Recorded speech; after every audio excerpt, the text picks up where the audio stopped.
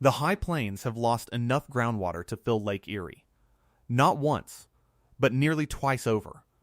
Since large-scale irrigation started pumping the Ogallala Aquifer back in the 1950s, the 8 states sitting on top of it have pulled out roughly 330 million acre-feet. That is water that took the last 12,000 years to bank underground. That isn't a guess or a projection. It's the U.S. Geological Survey's measured number. It was published, checked, and then quietly filed away while the corn kept growing across Kansas and Nebraska like nothing was wrong. Most people hear this and figure it's just another drought story. It isn't. Drought comes and goes. Rain comes back, rivers rise, and things reset. What's happening under the American breadbasket is something a wet year simply can't fix. That difference is the whole reason this crisis gets handled the way it does, which is to say, barely handled at all. The real story isn't just that the water is vanishing.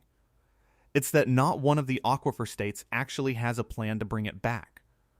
Not a funded one, not a serious one, and definitely not one any hydrologist will defend with a straight face once the microphone is off. The strangest part isn't the missing water, though. It's who has already accepted that it's gone for good. To feel the scale of this, you have to look at where it sits. The Ogallala, or the High Plains Aquifer as geologists call it, stretches under 174, 000 square miles. It runs from South Dakota down through Nebraska, Wyoming, Colorado, Kansas, Oklahoma, New Mexico, and into the Texas Panhandle. It waters roughly a fifth of all the wheat, corn, cotton, and cattle in the country. Nebraska floats on the thick end of it, with hundreds of feet of saturated sand and gravel. But if you drive south into parts of western Kansas and the Texas High Plains, that same water table has dropped more than 150 feet.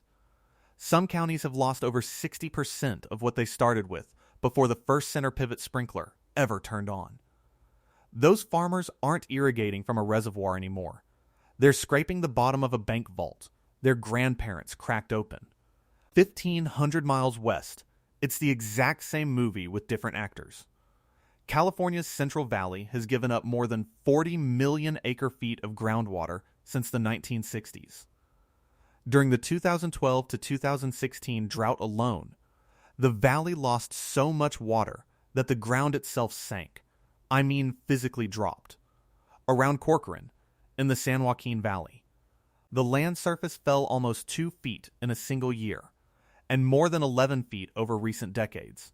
The emptied clay layers beneath the surface compacted and got squeezed flat like a wrung-out sponge.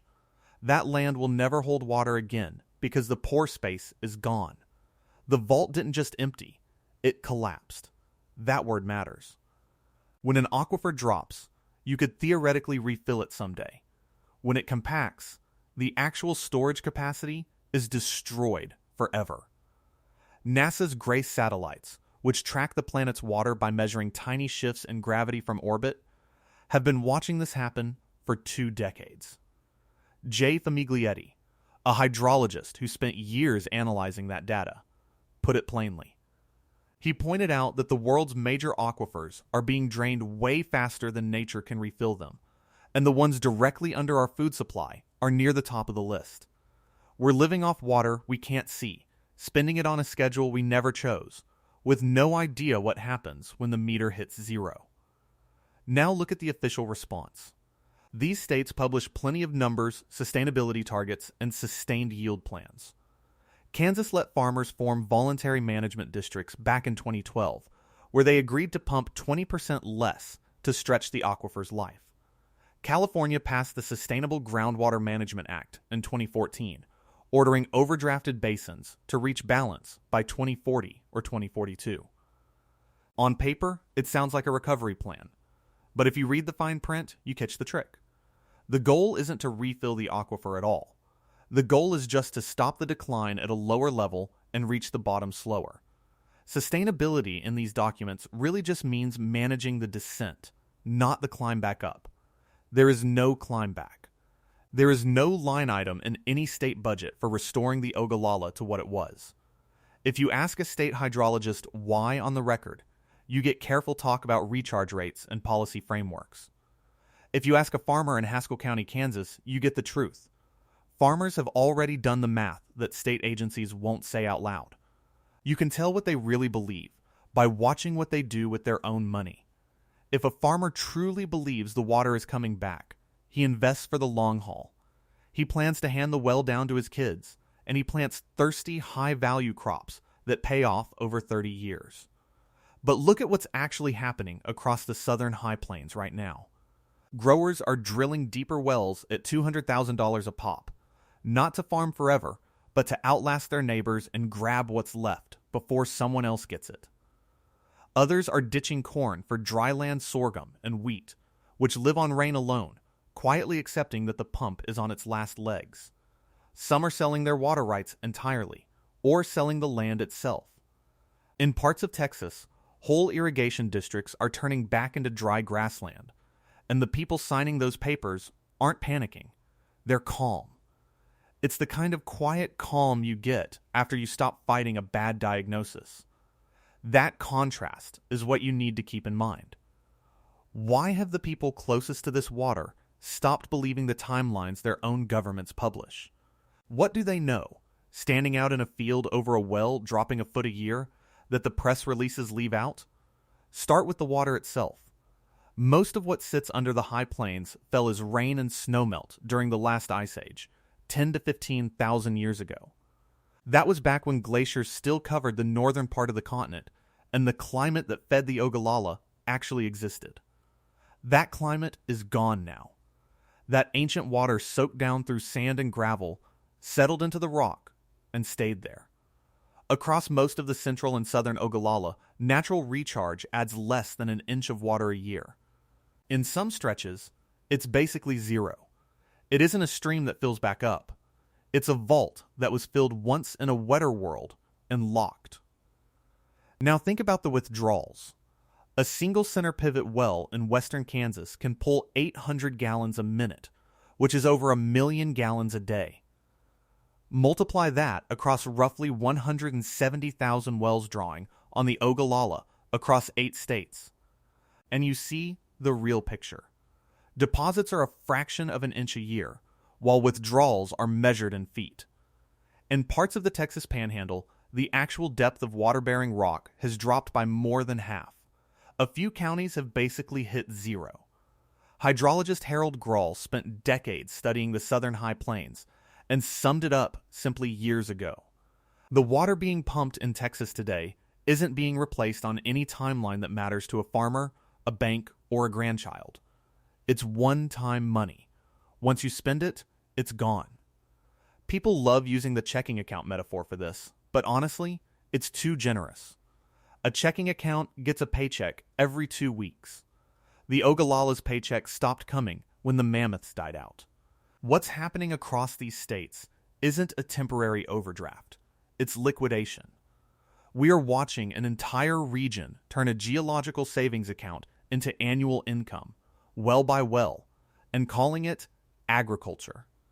If you go stand in Haskell County, Kansas, or out past Lubbock, Texas, the official narrative completely breaks down.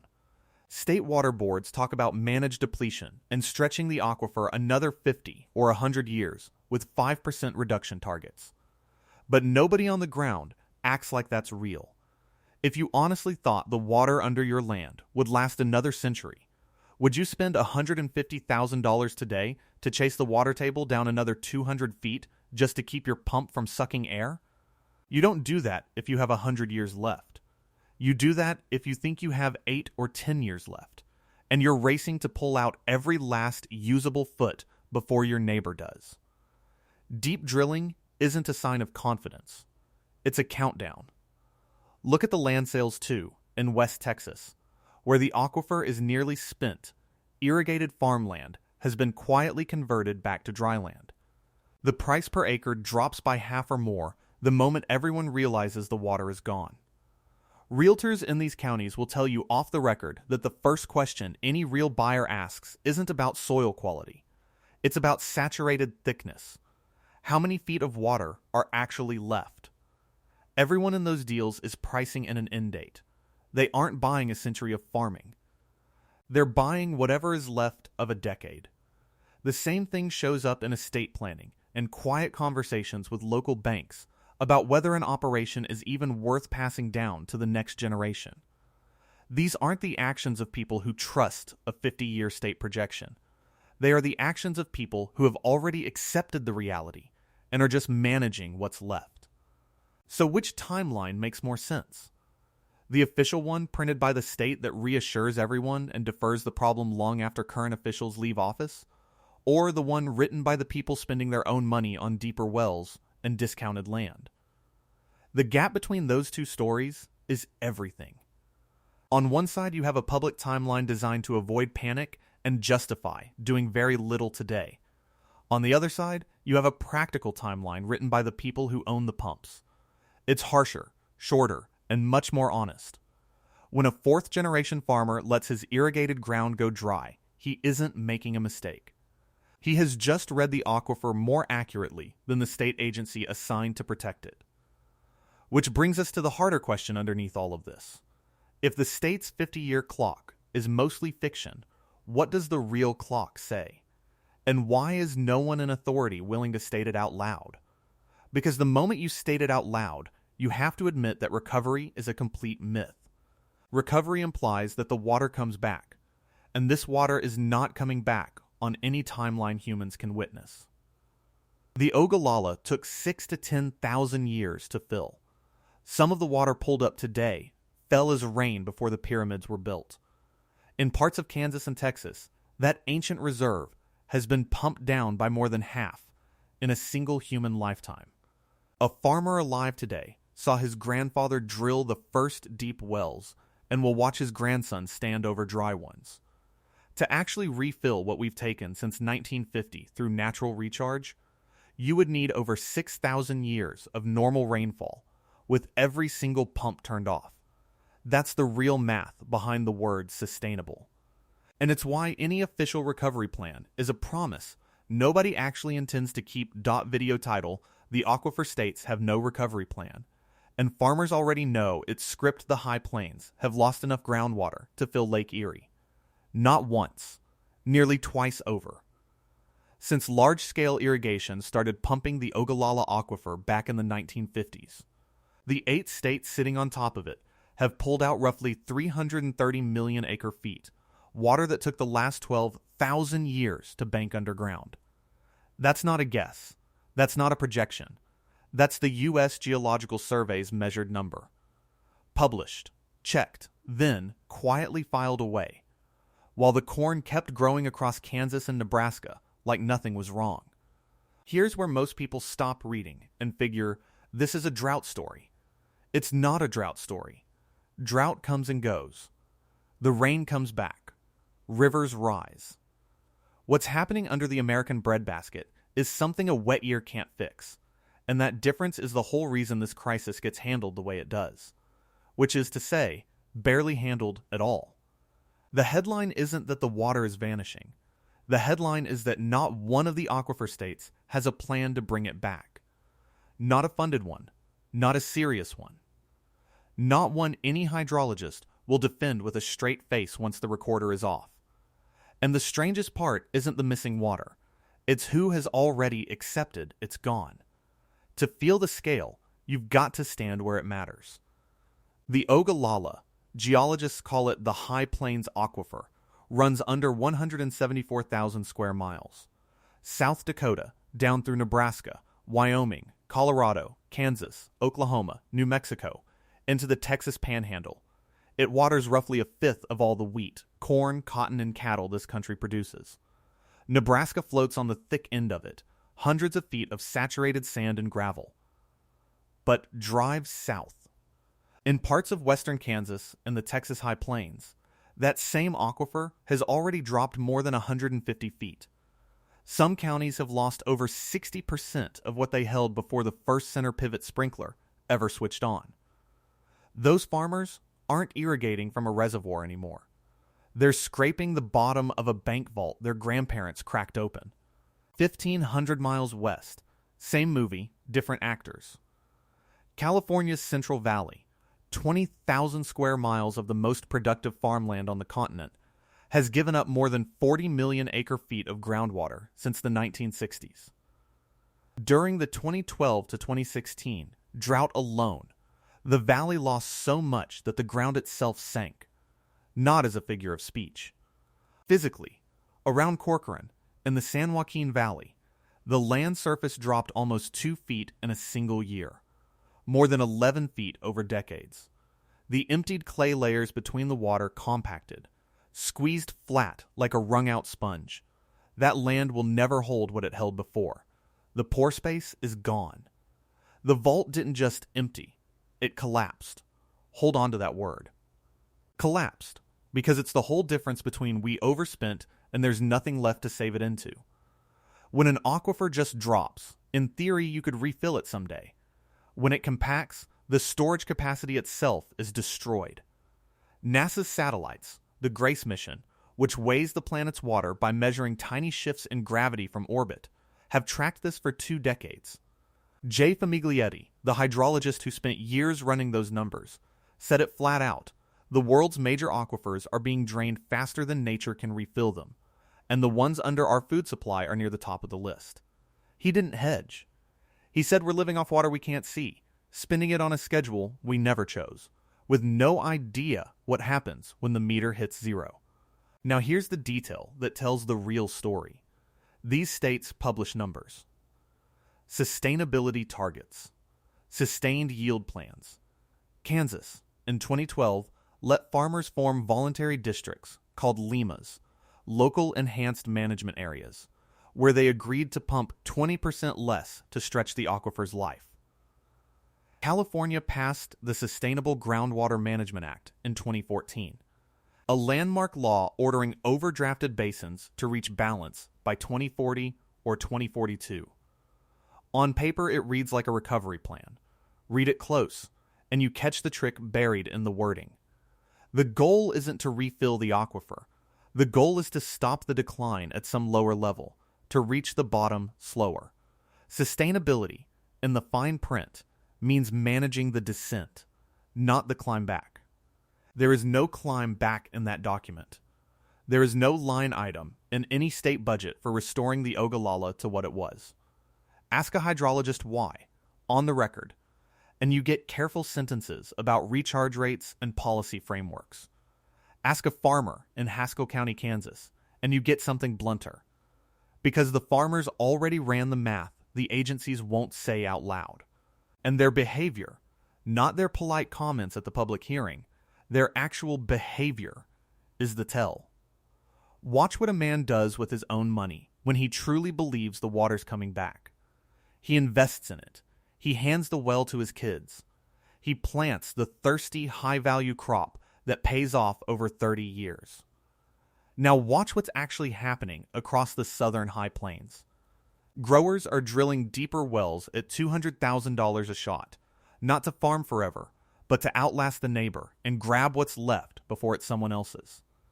Others are switching from corn to dryland sorghum and wheat, crops that live on rain alone, quietly admitting the pump is a dead man walking.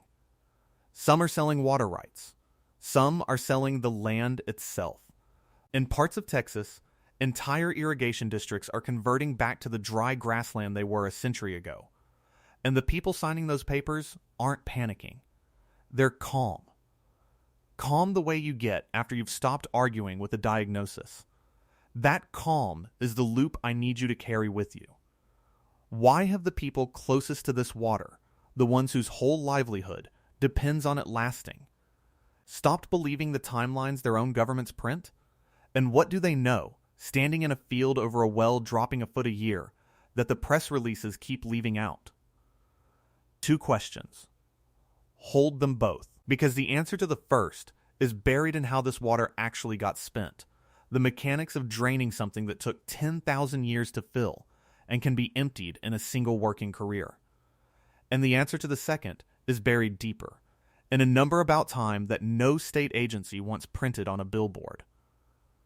Because once you understand it. The phrase recovery plan stops sounding like policy and starts sounding like a promise nobody in that room ever meant to keep. Start with the water. Not the crop, not the pump, not the price of corn, the water itself. Most of what sits under the high plains fell as rain and snowmelt during the last ice age, 10 to 15,000 years ago, when glaciers still ground across the northern edge of the continent, back when the climate that fed the Ogallala existed at all. It doesn't anymore. That water soaked down through sand and gravel and settled into the pore spaces of the rock. And there it stayed. For thousands of years, it was sealed in, refilling so slowly it barely registers, across most of the central and southern Ogallala. Natural recharge runs less than an inch a year. In some stretches, closer to nothing. Think of it as an account, not a stream that fills back up. A vault, filled once in a wetter world and locked. Now picture the withdrawals. A single center pivot well in western Kansas can pull 800 gallons a minute, more than 1 million gallons in one running day. Multiply that across roughly 170,000 wells drawing on the Ogallala across 8 states, and the shape of the problem snaps into focus. Deposits of a fraction of an inch a year. Withdrawals measured in feet. Since large-scale pumping started in the 1950s, the aquifer has lost more than 300 million acre-feet of water. In parts of the Texas Panhandle, the saturated thickness. The actual depth of water-bearing rock has dropped by more than half. Some counties have lost 60%. A few have basically hit zero. Harold Grahl, a hydrologist who spent decades studying the southern high plains, said it flat out years ago. The water being pumped in Texas today isn't being replaced on any timescale that matters. Not to a farmer, not to a bank, not to a grandchild. It's one-time money. Spend it and it's gone. That's the checking account metaphor everybody reaches for, and it's accurate as far as it goes. But it's too kind. A checking account at least gets a paycheck every 2 weeks. The Ogallala's paycheck stopped clearing when the Mammoths did. What's happening across the aquifer states isn't overdraft, it's liquidation. You're watching a region turn a geological savings account into annual income, quarter by quarter, well by well, and call it agriculture. And here's where the tidy version should wrap up. A graph. A sober line about conservation. Except, that's not where the real story lives. Because go stand in one of these counties. Haskell County, Kansas, out past Lubbock.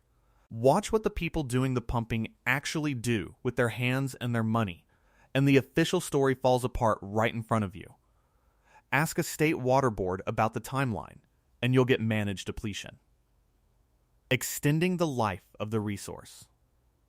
Goals to stretch the aquifer another 50 years, sometimes 100. Sustainability districts, 5% per 5 years reduction targets. Voluntary conservation zones. On paper, it reads like a plan for a future. Now watch the behavior. Because the behavior is telling a completely different story, and it's louder than any press release. Let me ask you something straight. If you truly believed the water under your land would last another century, would you pay to drill deeper right now? Would you spend $80,000, $150,000, sometimes more, to chase the water table down another 200 feet, not to expand, just to keep the well you already own from sucking air? People who think they've got 100 years don't do that. People who think they've got 8 or 10 do it immediately, because they're racing to strip out every last usable acre foot before the neighbor does. And across the southern Ogallala, that deeper drilling is now routine. That's not confidence. That's a countdown. Watch the land sales. In stretches of West Texas where the aquifer's nearly finished, irrigated farmland has quietly gone back to dry land.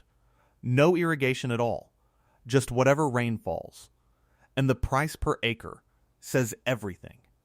Cut by half or more the moment people understand the water underneath is short.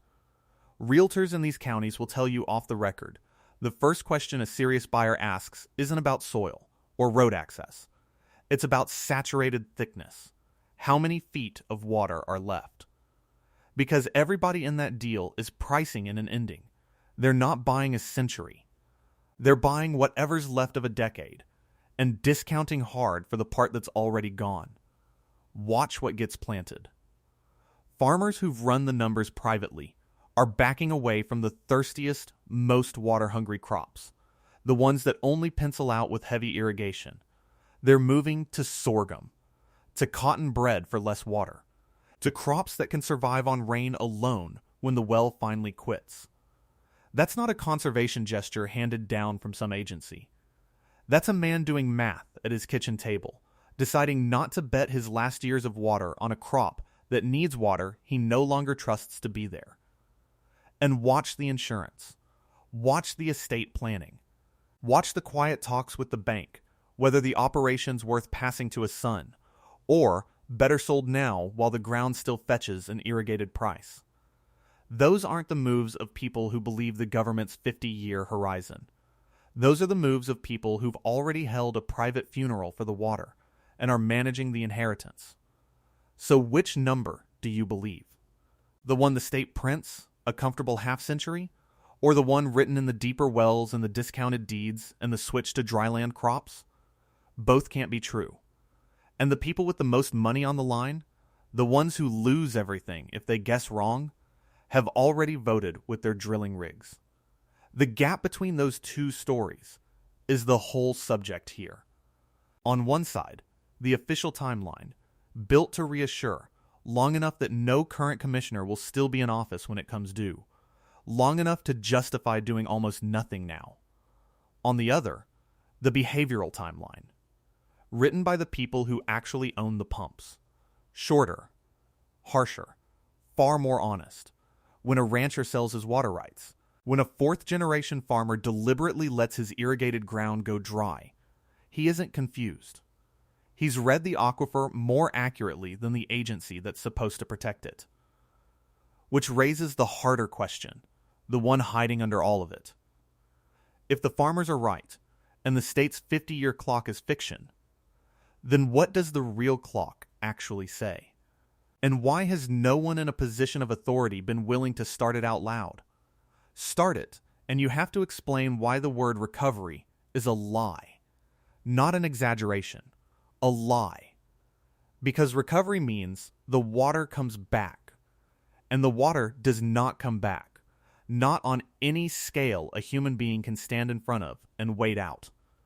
Here is the number nobody wants attached to the word sustainable.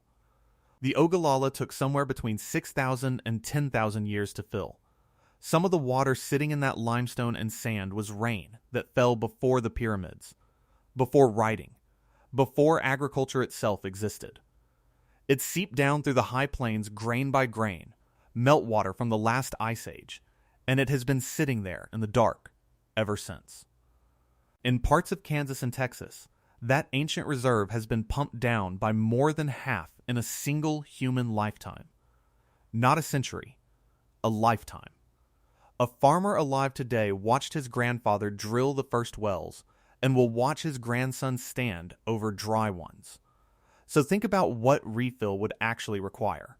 Rain has to fall, seep past the root zone, past the dry soil that drinks it first, past every plant fighting for it, and finally reach the water table hundreds of feet down. In the wettest, most forgiving parts of the aquifer, that recharge runs maybe an inch a year. In the driest, it is closer to 1/10 of an inch, and in some stretches of the southern high plains, it is functionally zero, the clay caps overhead so tight that surface water never makes it down at all. Do the arithmetic on that.